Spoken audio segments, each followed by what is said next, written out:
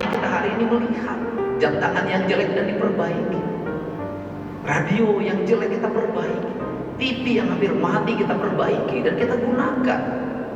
Tapi suatu saat kita menguasai industri elektronik, mimpi itu akan kita wujudkan dan harus dibeli.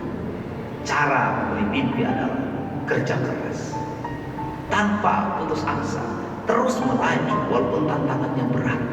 Itulah cara membeli mimpi. Dan Anda semua adalah orang-orang yang hari ini memiliki kesempatan untuk meraih mimpi dengan kerja keras itu.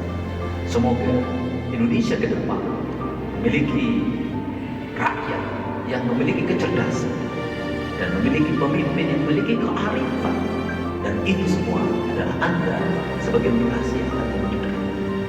Di tangan Anda negara ini akan berkibar di saat teknologi dihormati, dihargai tanpa ada yang merendah.